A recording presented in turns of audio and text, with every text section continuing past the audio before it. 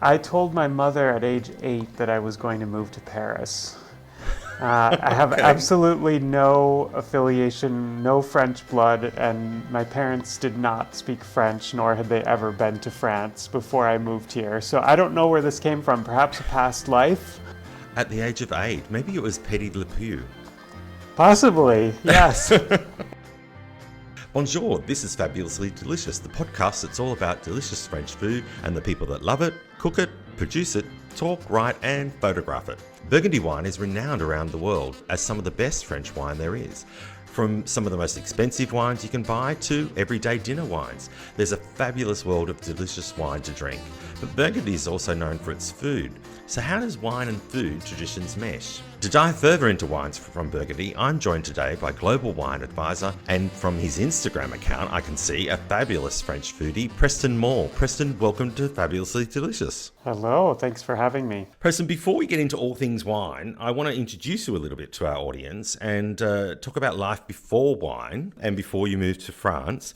You actually studied at university history and French studies. What was the attraction of France and French studies for a young American? I told my mother at age 8 that I was going to move to Paris. Okay. I have absolutely no affiliation, no French blood, and my parents did not speak French, nor had they ever been to France before I moved here. So I don't know where this came from, perhaps a past life. Right. But it was always something that had interested me. My brother studied French in school, and so I thought he was cool and decided to study French as well. And then just the rest is history, as we say. Kind of built my life around that love of French culture and language and art, and then wine and food came a bit later. At the age of 8, maybe it was Petit Le Pew. Possibly, yes. To go that leap to actually come to France, especially if you've had no affiliation. I thought you'd tell me that maybe your dad was from France or mum was, etc. But no. So what was that experience like then as an American that's, that's you've just studied French at school to actually come to France? I think in the beginning it was quite scary, but I was young and it was just exciting. I think the excitement value outweighed the risk at that point. When you're in your early 20s, you're kind of like, let's just take a chance, and went for it, and never really looked back, and just felt very comfortable and very happy here. And certainly a lot of that came from this love for the food and the wine that I discovered. Once I got over here, I'd always been interested in cooking. My mother taught cooking. It was a home economics teacher, what we call in America, someone who teaches young people how to cook and how to run a household, essentially, which is actually a dying industry, or a dying kind of job, I should say, in the U.S. Unfortunately, it's not required anymore in most schools. But that was her career, and so I grew up around food and cooking and baking, and that's probably where it started. And then got here and really decided that I wanted to focus more on the French side of food and cooking, and then wine. And had you been before, like on a holiday or anything like that? I came here once right after I finished high school, and did that typical kind of grand tour that most Americans do, their first trip to Europe, which is like 1 or 2 nights in each location with a backpack and staying in crappy hostels, and trying to live on $5 a day, etc. But I came in and out of Paris on that trip, and that was by far my favorite place we had visited on that trip. So just decided this was really where I wanted to be, and then did a study abroad program through my university. But I was one of the only students, I think the only one actually, to really stay afterwards, and found jobs and always kind of figured out a way to make ends meet, and ended up staying for now over 18 years. So that first time, it really would have been a major culture shock. I mean, there's no Palace of Versailles unless it's built by some billionaire. Trump Towers. we have Trump Towers, and that's as good as we've got. Yeah, not quite the same as the Louvre, really.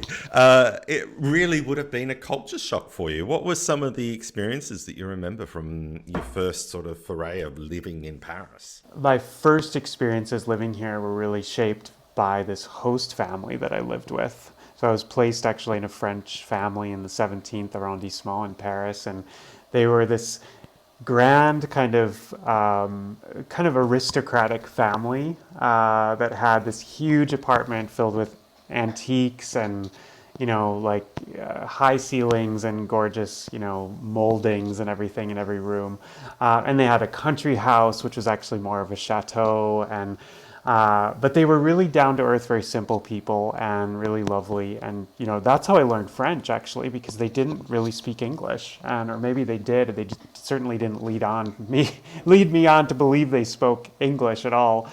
So I had to speak French, and I think back then, I know it wasn't that long ago, but you really did need to speak French here.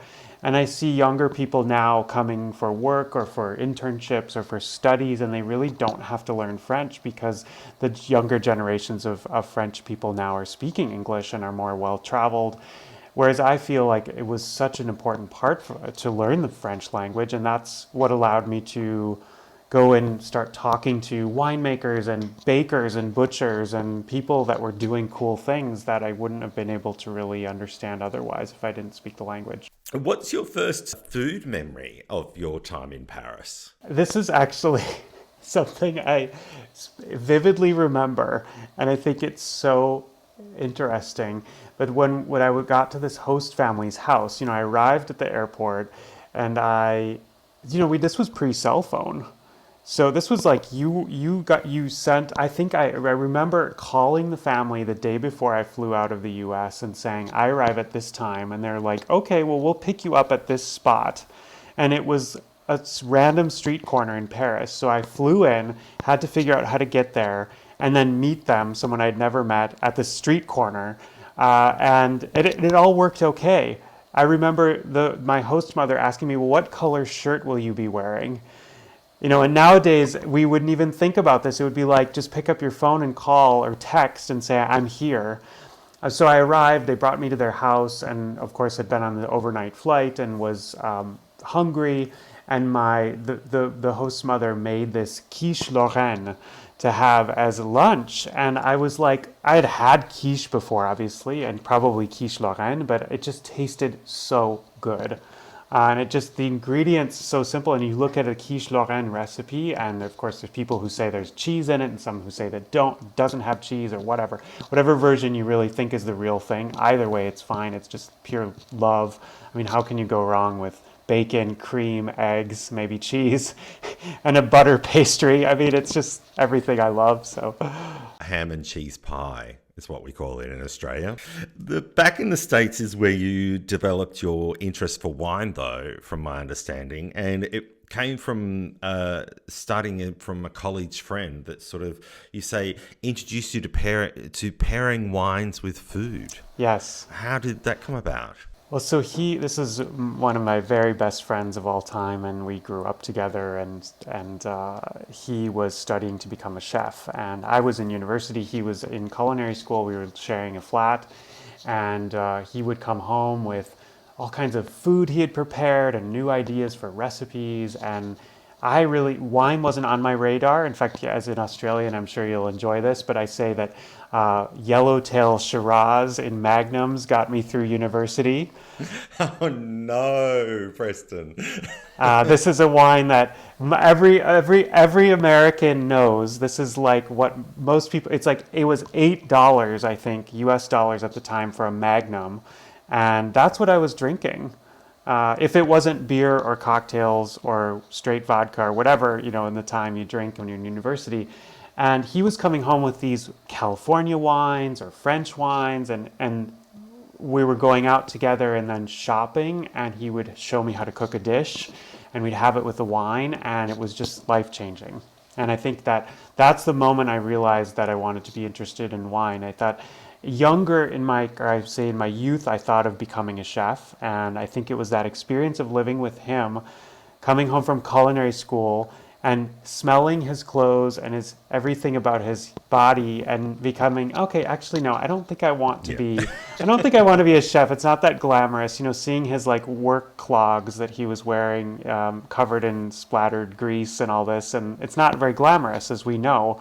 So I decided, okay, I can be a home cook, but actually get in to food through the wine door. And so you come to Paris after you complete your university, is that right? And you started in hospitality in Paris. I did. What was that? Why was that? Was that just by fate? Well, yes, it was. In fact, my parents had rented a flat when they came to visit me here.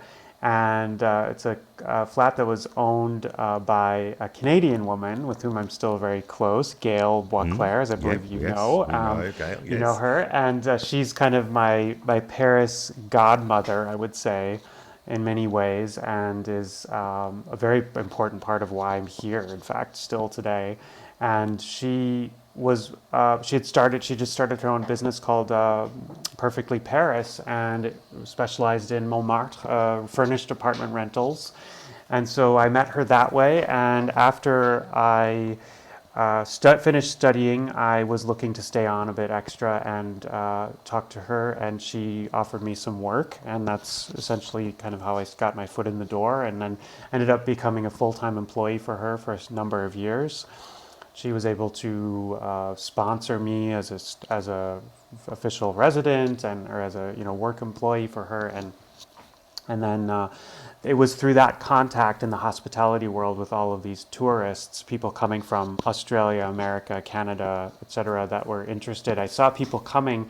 I was checking them into the apartments, and they'd ask me right away, "Well, where's your favorite restaurant? Where should we go? Like, tell me about, and that's when I started to do research and really start understanding there was a huge market for this knowledge of food and wine, especially catering towards Anglophones or people here that didn't necessarily speak the language and couldn't just come and walk into a restaurant and understand what was happening."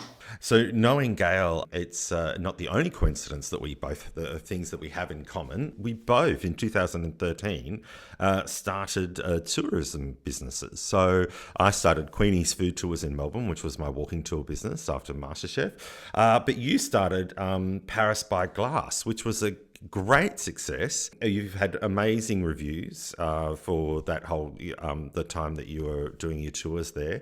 What was that experience like, showing people around Paris through wine, which is sort of a different way to do it? Yes, yeah. So Paris by the Glass was my company that essentially brought people into the behind the scenes, I would say, of food and wine here in Paris, but also further afield. And it was really something that I thought, would, as I said, just bring people closer to the cities that they were visiting. I think it's easy to come anywhere as a tourist, have great meals, have great food, and then leave and kind of forget it.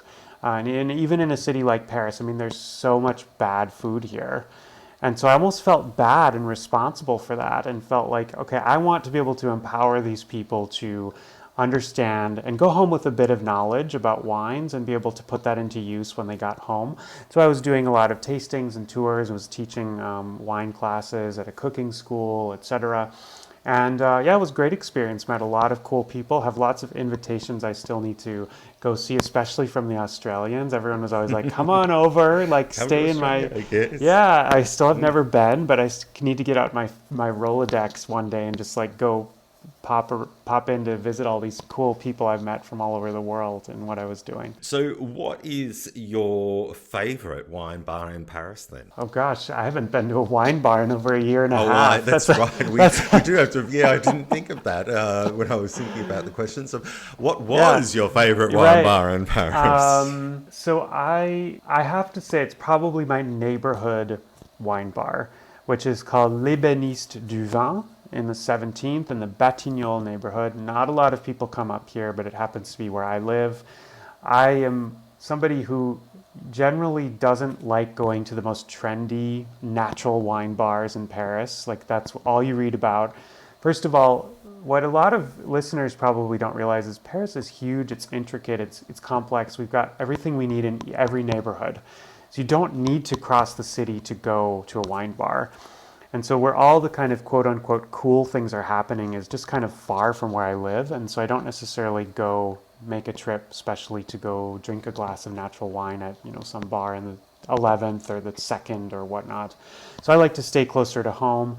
And yeah, definitely the last year it's mostly been in-home drinking. But yeah, that's my favorite little place, and they have a great selection. And I've got to know the owners quite well, and they're just lovely, dynamic young people running this great bar, and just yeah, it's always a nice, welcoming place. They've got a little dog that lives there. Their dog is always there, and it's quite fun to go and hang out with her. Paris is amazing at the moment. Have you been out and about? I have, yeah. I haven't actually eaten out in a terrace yet, though. I'm planning to do that this weekend. I've been kind of I'm not a big crowd person. Right, yes. The older I get, I'm like, I need a reservation. I need to know when I'm going to the restaurant and get there on time, and the table needs to be ready. I don't like waiting in line for food.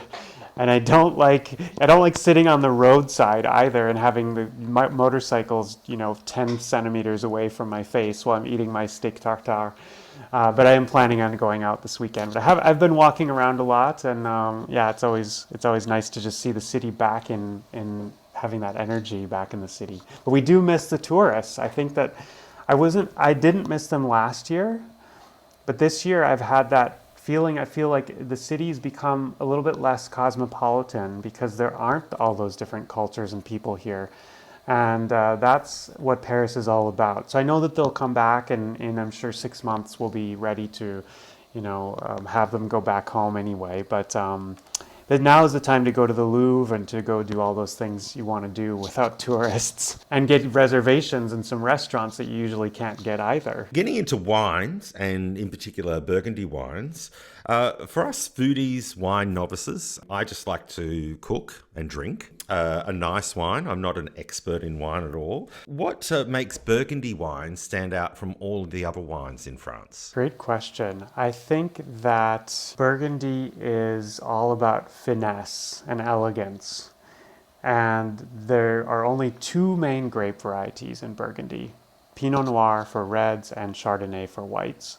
So they're perhaps, the two most famous grapes throughout the world now, but they both originate from Burgundy, and they both excel in that climate and soil there. To me, it's the only place in the world for these grapes. I mean, yes, I've had great Chardonnays from other places and great Pinot Noirs from other places, but if you really want to try the unadulterated version of these grapes that have now become world famous, it's all about Burgundy.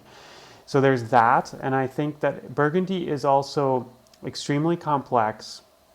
It's kind of a bit of an insider's world because you really need to understand it before you can just enjoy the wines. They're delicious, but they're not exactly the most, especially the reds, are not exactly always easy to like. I think that if you give them to somebody from Australia or America, they might think, this is kind of thin and weak and light in color. What's wrong with it?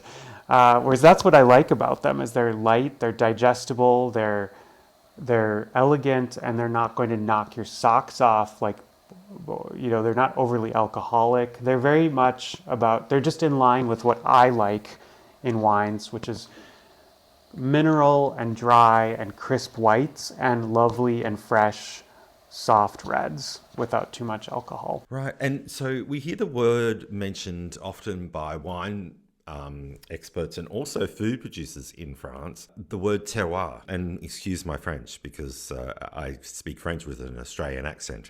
For those that don't know, what does the word terroir mean? And then also, what is the terroir of Burgundy? Terroir really is a very French concept, and I always say it is the taste of a place.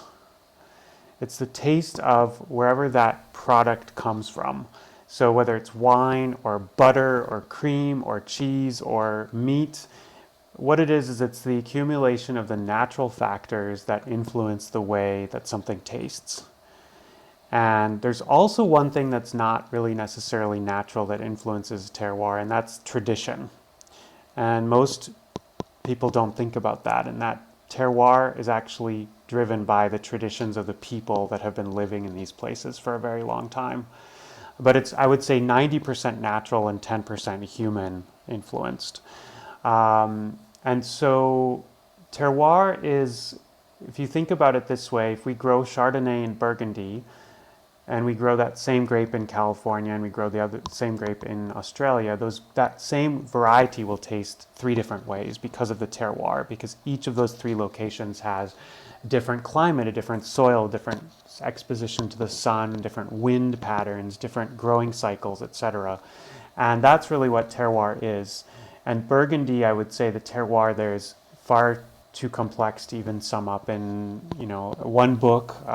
You have to study it for your entire life to understand it because of geology over hundreds and hundreds of millions of years. It's created a very complex terroir with microclimates and different types of soil underneath the vines, and that's really what makes Burgundy somewhere you can truly spend your entire kind of drinking career studying and understanding, and then realize, hey, actually, I've only just scratched the surface of this place. It wouldn't be a bad career, though. No. Drinking your way through trying to understand the terroir of Burgundy. Sounds good to me.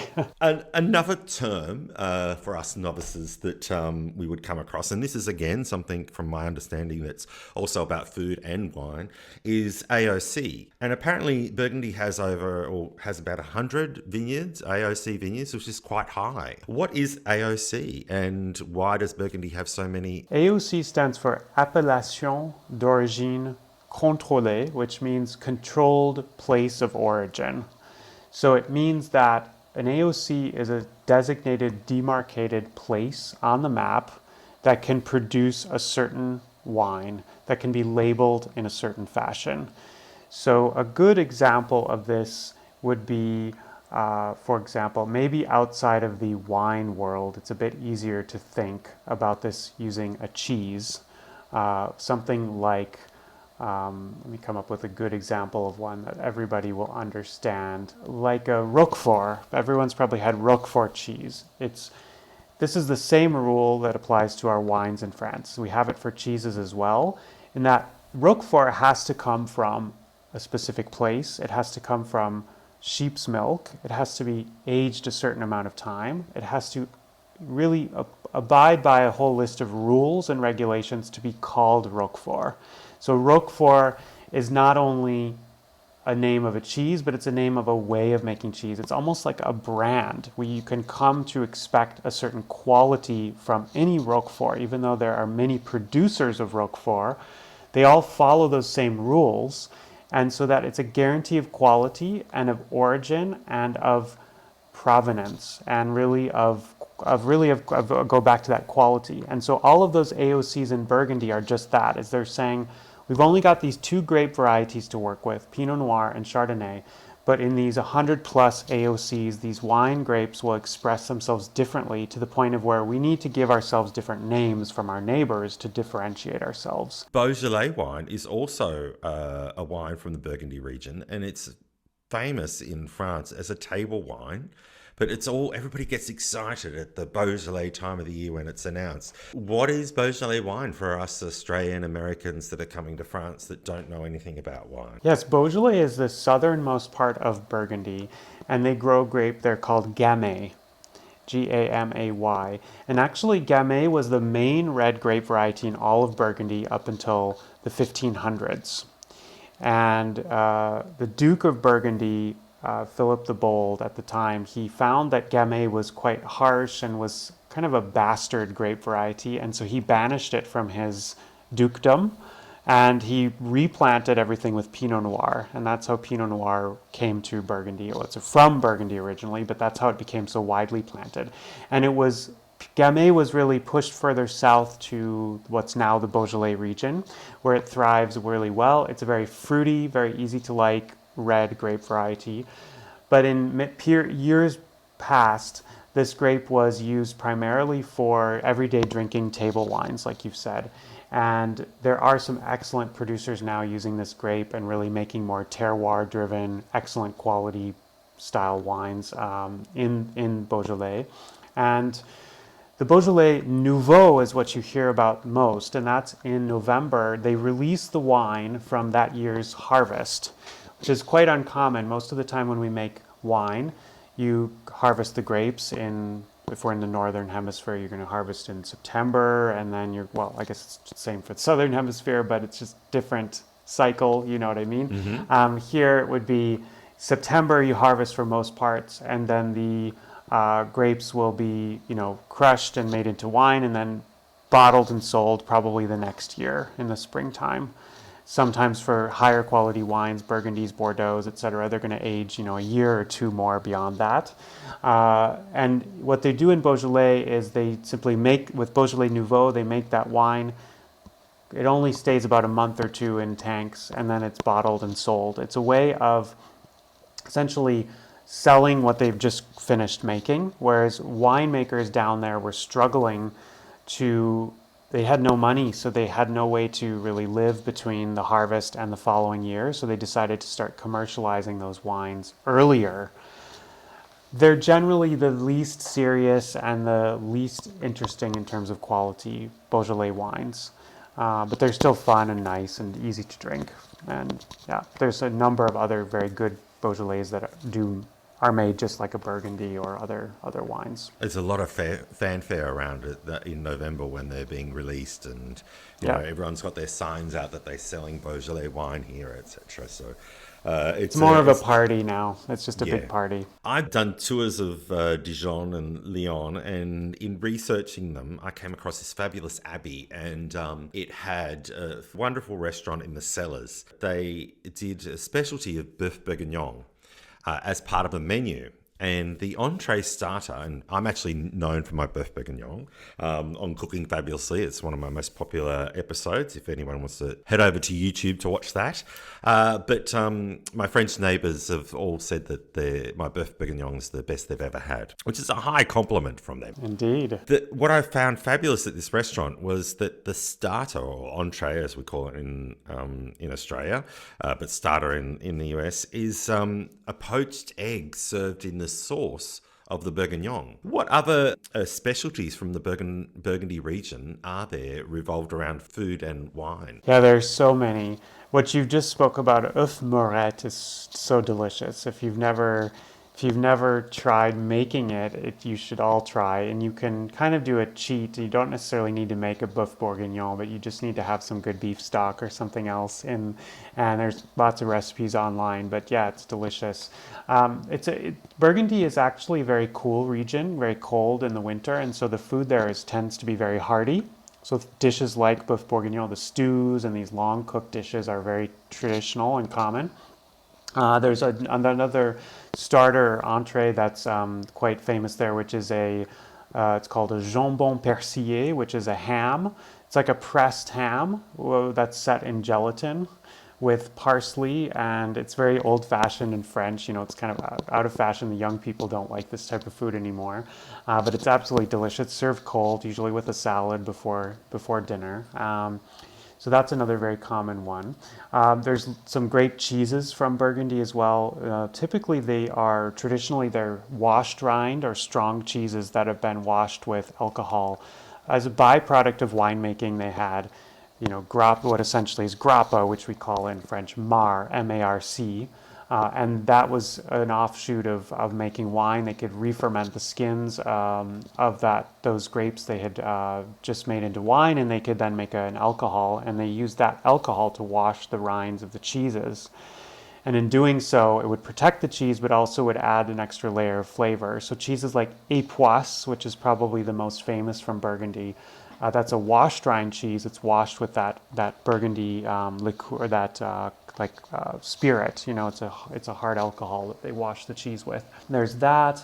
Yeah, there's just so many things, and it's a great place to eat. I mean, Lyon has its bouchons. You get the cassis. You've got the mustard from Dijon. I mean, really, you could just stay in the region of Burgundy and spend a lifetime exploring French food and wine just there. You sure could. And you're right between the Auvergne, which is to the west of Burgundy, which has this incredible volcanic soil that grows a lot of different produce, things like the lentils from Puy, etc. It's not very far away.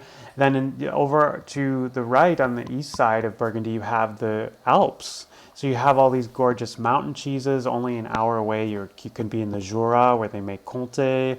And then driving a couple hours south, you're already transforming into the more Mediterranean climate, and you can get everything you need from the south, all the peppers and onions and tomatoes. And so you're right in the heart, and you're really in a great spot to get good produce. Getting back to the initial inspiration of your flatmate and food and wine pairings, obviously you're a bit more educated in wine now. What tips can you give the listeners to how to pair wine, or specifically Burgundy wine, but any wines really, with food? I think that you should first just forget about all this intimidation of food and wine pairing. If you want to drink a red wine with a fish or white wine with meat, I don't care. Just drink wine is what I have to say. Drink good food, eat good food, and drink good wine, and that's it. But I would say the quickest thing to think about is pair like with like. Match the intensity of the food with the intensity of the wine. So lighter, more delicate foods should go with more delicate wines, and fuller, richer, heavier dishes should go with heavier, full-bodied wines. And that's it. Just like with like. And that's the best way to go. But don't overthink it. You know, a wine like you've mentioned, Beaujolais, for example, will go with almost any dish. It's a perfect wine for anything you're eating. It's a good aperitif even before dinner. It's a good food wine with, meats, or even with those fish. And I mean, you can literally drink a lot of Burgundy reds with just about anything. Is it different to pairing wine to drink than it is to cooking with wine? I think that the ultimate rule is you should never cook with a wine that you wouldn't drink. Mm-hmm. That being said, I don't cook with 30 or 40 euro bottles of wine. I'll always have a cheaper wine that I wouldn't mind drinking, that I usually do drink while I'm cooking. And I cook a lot more, I would say, with white wine than I do with red wine. And that's just because it tends to go better in what I cook and in sauces and stuff, and deglazing pans and stuff. I also recommend for people, if you're interested in cooking with wine but you don't have any wine around, I always have white vermouth in the fridge, which is so great, and it keeps forever. And then you always have something to add into a sauce, or to deglaze a pan, and it's actually based on wine. What vermouth is wine based, and has aromatics and things, and it's a great thing to have around. You can also freeze wine if you have leftover wine, which is never a problem in my house, but you can freeze it into ice cube trays and have those in your freezer, and have those just pop in the pan when you're finished. But I think the rules are the same. Just pair like with like. Don't want a wine to cook with that's too overpowering. I think it'd be interesting to know, Andrew, do you use a Burgundy wine in your Boeuf Bourguignon? Yes. Well, when I'm in France, I do, yes. I specifically will go and find one. I don't know, there's something romantic in the notion about that. I was just curious, yeah, because I think Burgundy, unfortunately, has become a very expensive wine, too, and it does play, if you're going to make a Boeuf Bourguignon, you're using an entire bottle or almost a whole bottle. I mean, that can be quite costly. And so I was just curious if you were it's using not a cheap a Burgundy. Experience coming to dinner at my house. Yeah. I listened to you on another podcast, and I got some great tips from you about the price of wine and what should be looking for price wise if you just want a nice wine to enjoy with your meal. Yeah, you don't need to spend a fortune, and I think that popular culture kind of tells people or convinces people that you do need to spend a lot of money to have a good wine, but it's not the case. There's some great winemakers doing excellent wines that are everyday drinking wines for 8, 10, 12 euros a bottle. Here in France, I'm speaking of. Of course, these are always more expensive in America or in Australia, etc., unfortunately. But here in France, I would say spend, yes, definitely more than 8 or 10 euros if you can. Because 3 euros of that wine bottle's price, regardless, is just the cork, the bottle, the shipping, the label, the tax, etc. So if you are buying a 3 or 4 euro bottle of wine, what you're getting inside is 20 or 30 cents worth. It's very, very low. Whereas if you spend 8, 10, 12 euros, you're already tripling your quantity or your quality level of wine in that bottle. I think for me, as the older I've gotten, the less I drink now, actually. And so I prefer to spend a bit more on a nice bottle and I don't drink wine every day anymore, whereas you probably used to in my youth, and I would rather spend a little bit more on the weekends or leading up to the weekend and have a nicer bottle on Thursday and Friday. And really, with restaurants having been closed for a year and a half too, it's considerable to go out to a restaurant and spend, when you do buy a 50 or 60 euro bottle of wine at a restaurant, that restaurant probably paid 8 or 10 euros cost price for that wine. So you should spend 50 or 60 on a bottle at home, and you're just having a grand bottle. If I come to France from overseas and I'm visiting and doing wine tastings and things like that, should I be buying a whole lot of wine and getting it shipped back home, or should I just be learning from that experience and going back home and buying the wine from my local retailer?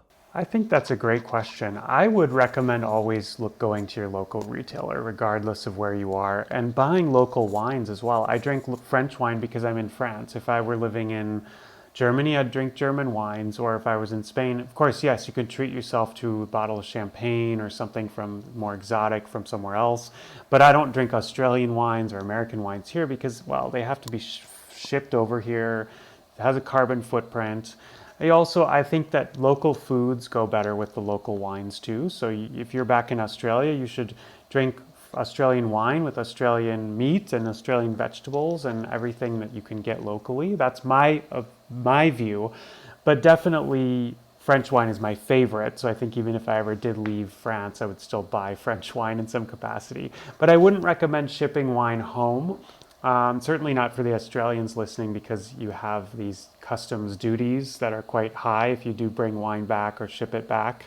But other countries like America, we can ship very easily. We ship, for example, Chateau de Pommard, where I work, we ship our wines all throughout the world. In America, it's very easy to get our wines shipped, and there's no customs duties or taxes or anything. So I think I would, prioritize local merchants, but treat yourself to something nice and imported every once in a while. When you're trying wines as a non-expert like myself, it can be a bit intimidating, this whole sort of tasting process, and there's a bucket there that I'm supposed to spit it in, which I don't really like the idea of. I prefer to drink the wine. What am I supposed to be doing there when I'm tasting wines? There's all this sort of slurpiness going, and some people sort of, suck up air into it. What am I supposed to be doing, and what am I supposed to be looking for? When you're tasting a wine, the first thing you should ask yourself is, do I like this wine? And that's really all you need to know. But there are all these things we go through as wine professionals, and people at home can do this as well. It's just you look, you smell, and then you taste. Those are the 3 steps. We eat with our eyes, or we drink with our eyes as well. So the visual effect of the wine will actually impact the way it feels on your palate, the color, the clarity, the depth of color, etc. Smelling to me is probably the most fun, or the thing that most people at home can start practicing with, is thinking about the families of aromas that they smell. You don't have to pick out, all these random aromas that people probably have never smelled in their lives, but just think about families of aromas, and it's going to help you identify maybe what you like. Okay, this wine smells like blackberry. Oh, okay, I liked it. So I can use that as an adjective when I go to a shop or go to a restaurant, and I can say, oh, I had this great wine. I don't know where it was from, but it had this kind of like blackberry and smoky note. It was very dark in color, and it had this nicely spiced finish, and that's something anybody can say. And after just kind of learning those adjectives, then they can put those things into practice and taste and drink better wherever they go. Getting back to the traditions around Burgundy wine, there's a place called the Bourne Hospice in Bourne, and it has its own wine that it auctions off. Can you tell us about that? Indeed. Hospice de Beaune is an incredibly fascinating place. It's actually an old medieval hospital that was taking care of the poor, sick people in the Burgundy area that had no one to care for them, or had no money to care for them. And so they became one of the largest landowners in Burgundy, and they owned a lot of vineyards. And the vineyard usually came to them through a donation from a very prominent person. So there were a lot of wealthy merchants and landowners in Burgundy that would donate land in order to to go to heaven. Essentially, they were doing this all in, the whole Catholic tradition of basically saying, here you go, here's some money or some land, and I want my free pass to heaven. And so over time, they became one of the largest landowners. They still own a lot of vineyards in Burgundy. And so the tradition became that they would make wine on that land, and they would sell it each year at an auction, a nonprofit auction, and they would take all of the money and contribute it towards the hospital. It wasn't until I think the 60s or 70s that place actually was not used as a hospital anymore. They now have a modern building that's somewhere else. You can visit this, but one of my colleagues, her mother-in-law was actually born there in the Hospice de Beaune, and she's still alive, and she's like in her 70s. Amazing. So yeah, it was a working, functional hospital up until quite recently, but this tradition of the auction goes on, and it takes place every year in November. Yeah, and it raises money not just for the hospital, but now it raises money for other hospitals, from my understanding, and other historical I think it's buildings, etc. Exactly. Yep, La Fondation des Hôpitaux de France, I think, is who it helps now. So For our listeners out there are planning their next trip to France and they want to visit a winery in Burgundy, where do you recommend they go, and when's the best time to visit? Any time is a good time to come, but I would recommend the summer and the fall. Winter is very nice too, but it can be quite bleak and a bit cold, a little gray and kind of humid and damp. It's perfectly nice to warm up by the fire with some wine and all that. But if you'd like to come and really spend some time outside, do some cycling or some walking, or just eating out on terraces, etc., summer and spring and fall are really the best times. I would say that your home base should be in Beaune, which is a city of about 30,000 people. So it's quite sizable, but it's really charming and has an old city center, very manageable. You don't need a car. You can walk everywhere.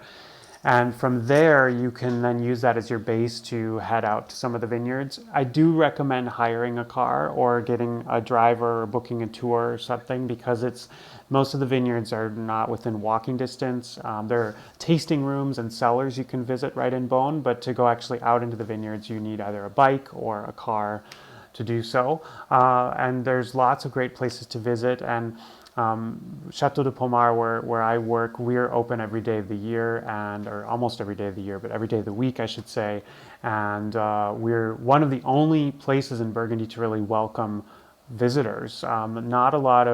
Most of the vineyards in Burgundy are owned by small families, and you have to call up, make an appointment. You can't just turn up in your car and just do a tasting, whereas we do that. And there are a couple others like us. Chateau de Meursault is one as well that you can do. We always recommend booking in advance, but it's quite rare in Burgundy. It's not so much of developed wine culture like you'd have more in Australia or in California, where you just make a stop at all these places along the way. Like, you've got to plan ahead, book your tastings, go and run it really like a schedule.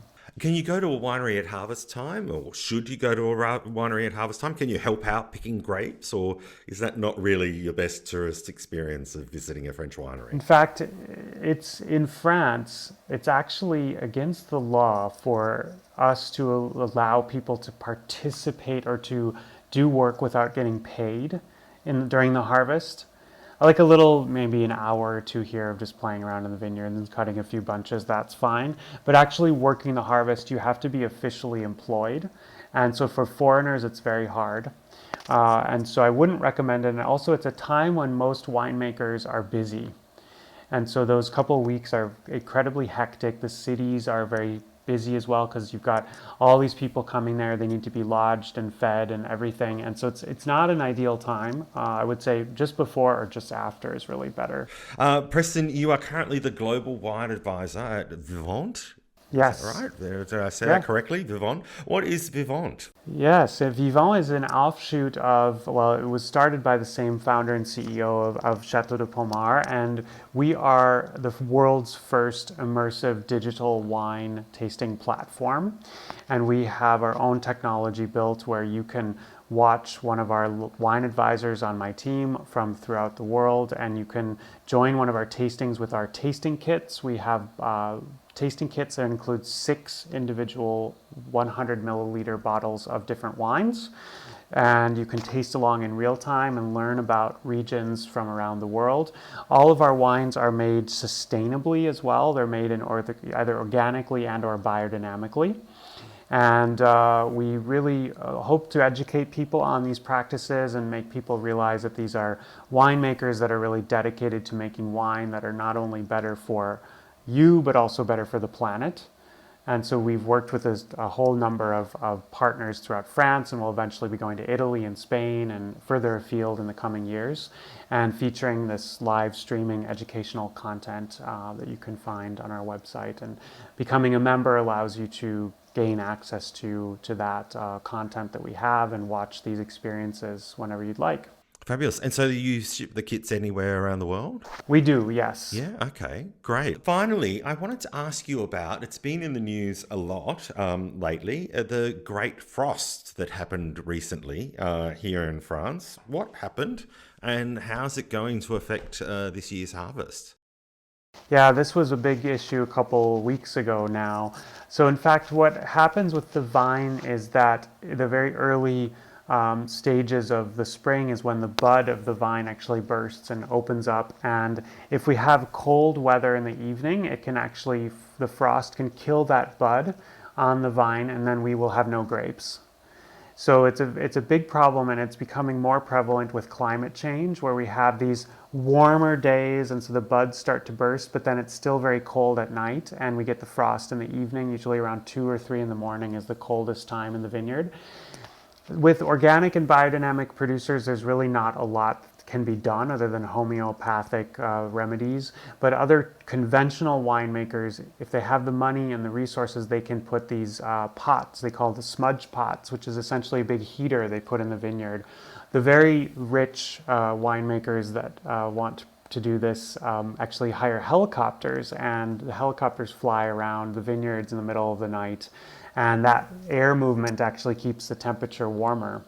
That's not done so much in Burgundy, but more in Bordeaux if they have the issue of frost. So there's other ways of doing it.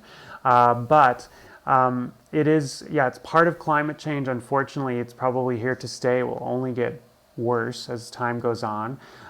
There's really nothing we can do naturally against it. And what it does is it limits the production of that year's harvest, because those buds then die and do not produce any fruit that year. So it can dramatically limit the yields and the crop of that year's harvest. Is this recent? When was the last time this happened? It's happened a couple years in the last 10 years. This was quite a bad year for it. It happens almost every year in just various places, but this year was very widespread. Preston, it's been a fabulous talking to you. You've taught me, and I'm sure our listeners, so much about Burgundy wines. We'll have to talk to you again about some of the other regions in the future, I think. I'd love that. That would be great. Where do they find Vivant, and where do they find yourself online? You can find us at vivant, vivant.eco, vivant.eco, and you'll see myself and all of my team members there who provide our experiences. You can watch a couple of them for free. Be happy to provide anyone with more information if anyone reaches out to you, Andrew, and you can share my email address with them and be happy to give more details. So that's where you'll find me and our website. Great. Thank you, Preston, for joining us on Fabulously Delicious. We're all wined up and ready to drink some Burgundy wine, I think. Thank you for joining us. Thank you for having me.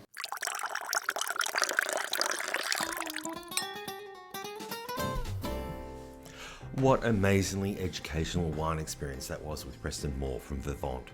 Preston really gave us some great tips on wine tasting and pairing, and just a fantastic knowledge on Burgundy wine and the region itself. I can't wait to pick his brain another time on all things French wine. If you like this episode of Fabulously Delicious, then please subscribe wherever you listen to podcasts. That way you'll be sure to get the next fabulous episode. Leave a comment and a 5-star review even maybe, if you're an Apple or Spotify fan. And share Fabulously Delicious with your friends and family, either by the share link, social media, or word of mouth. I love to be shared around. Don't forget, you can see me cooking up a storm of French food on Cooking Fabulously on YouTube, great food pics and follow my French life story via Instagram at Andrew Pryor Fabulously. All of these links and the Patreon Buy Me a Croissant will be in the show notes. My name is Andrew Pryor, and my motto in life is, whatever you do it fabulously. So, join me next week on Fabulously Delicious for another fabulous French foodie guest and topic. Merci, à bientôt, bon app!